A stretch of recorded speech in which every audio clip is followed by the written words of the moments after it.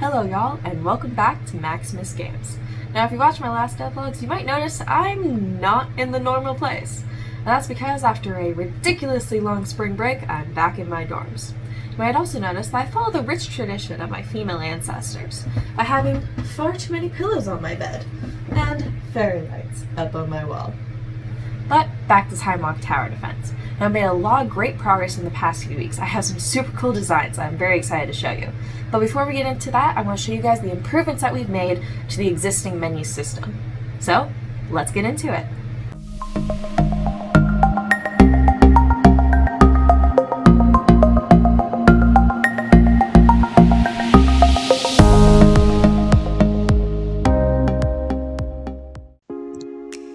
Now, if you watched my last video, you know that I made this settings and options menu.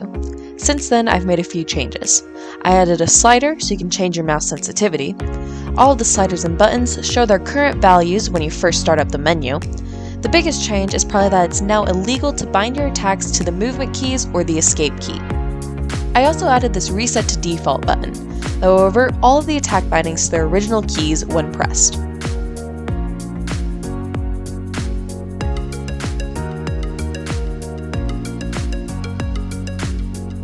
But while you guys watch and see how I did this, I do want to remind you all that you can go wishlist our game on Steam right now.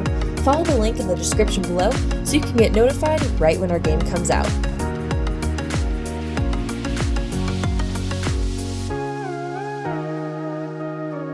With these changes implemented, the settings and options menu is shaping up nicely. Now, I also spent some time revamping the tower directory, but before I get into that, I also had to fix a couple of errors that were going on. I'm not quite sure what happened, but suddenly some of my towers were missing, half of the future towers were out of place, and some other weird errors, such as the weird sphere on the attack chopper pad, this random glowing light on the Ice Mage's tower, and this. Yeah, boy!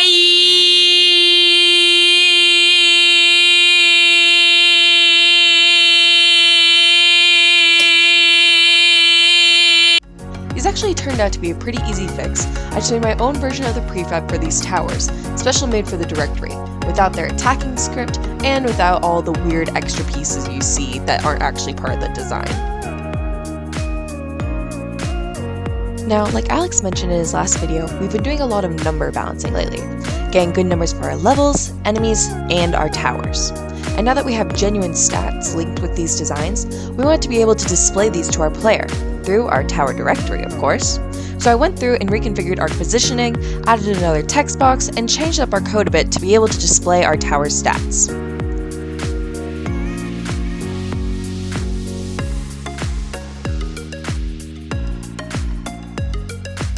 Now, because each tower has such different characteristics, some slow enemies, some spawn units, some have AoE, and like 10 other factors, I decided to compile each tower's stats manually. And while this is much easier than the coding alternative, it does mean I have to be aware if we change on any of these stats, and go back to manually change them.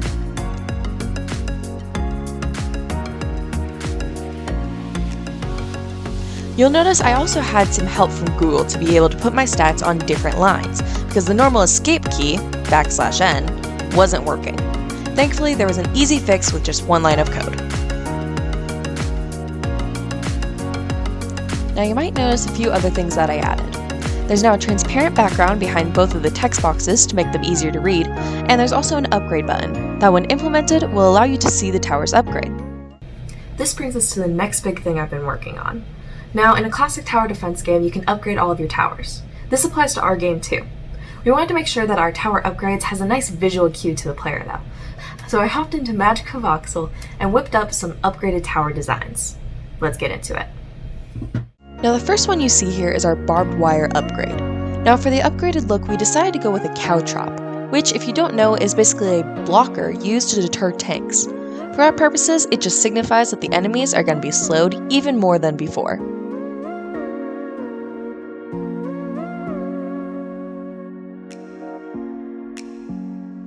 Now our next tower upgrade is the Manuel. This one also has just a straightforward upgrade, where it does its job better than before. you can see for the look, we decided to go with a 3-tiered fountain. Now, this tower isn't even close to being done. The hard design was just the first step. Next, we have to make a particle system in Unity to make it look like it's flowing, and then add a crapload of colliders so the fountain looks solid and the mana looks like it's interacting with the base fountain.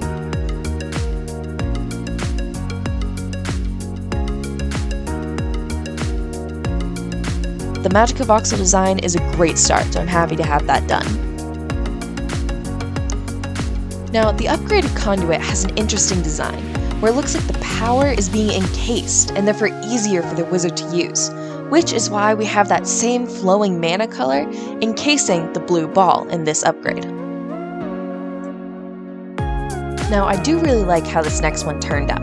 This is the gunnery position, which we changed up the original color scheme to a more solid cement look. We also added the barbed wire on top of the wall to make it look more protected and menacing. I didn't do a whole lot to change up the gun, I just gave it the same color that the wall used to be, but I think it turned out really well. Next we have the catapult, which was a fairly straightforward design. I just darkened up the color scheme for the upgrade and made it a slightly bigger catapult.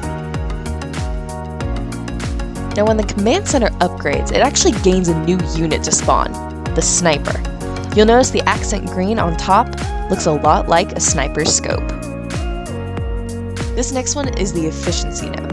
The upgrade was way easy to make, but I really like the result. We made the bottom totally wrap around the floating crystal and give it a new, unique color. Moving on to the bomber station, you'll notice that the original design had this flight tower. While looking online, I found one with a separate building attached by railings. I liked the idea, so I ran with it, and that's how we got our upgraded version. This one is the radiator.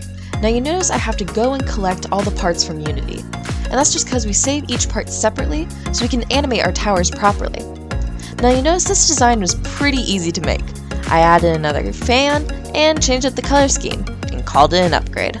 Moving on to the bot factory. The upgraded bots have an interesting new power. When they die, they explode, which is why you'll notice that they now have a red explosion pack attached to their backs. Combo that with a bright new color change, and the upgrade was ready to roll.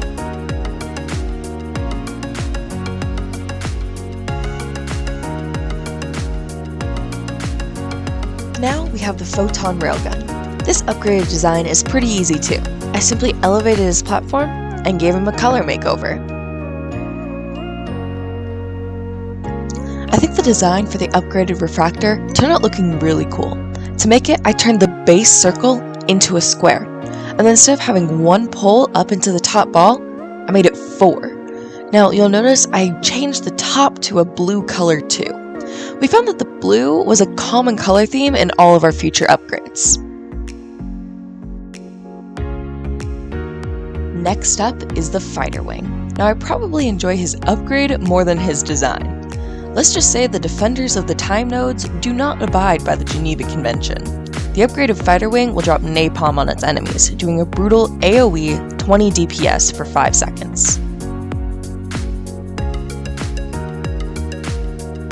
Now, the last upgrade I'm going to show you today is the fire breather.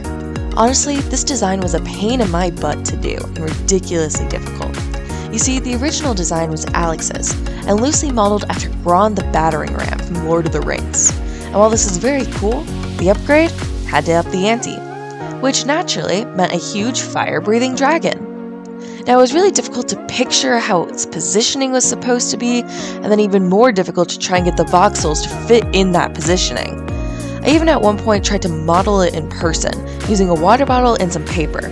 But sadly, my physical art skills are even worse than my digital ones, so I simply suffered through in Magica Voxel. Now, I finally had some success when I modeled the neck and head separate from the rest of the body. This was the first time I made any true progress.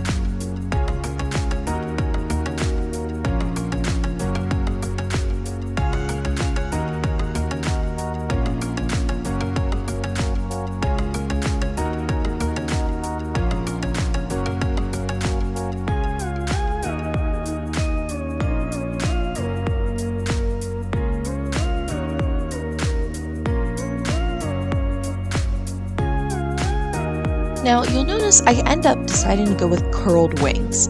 This was just to be able to have very large wings while keeping my tower as concise as possible. You see, most of our towers fit within a 20 by 20 base, so I was trying to stick with that as much as I can, and the curled wings was the best way to do it.